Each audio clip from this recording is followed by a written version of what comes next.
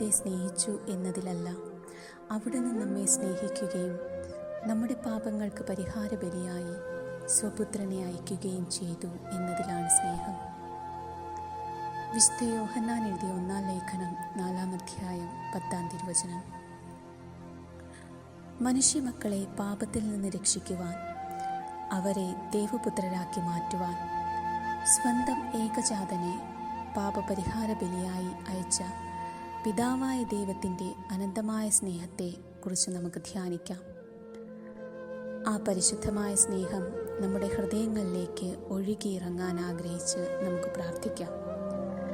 എന്തെന്നാൽ സ്വർഗസ്ഥനായ നമ്മുടെ പിതാവിൻ്റെ കനിവാർന്ന സ്നേഹമാണ് അവിടുത്തെ തിരുസുതനോട് ചേർന്ന് ഒരു ബലിയായി തീരുവാൻ നിരന്തരം നമ്മെ പ്രചോദിപ്പിക്കുന്നത്.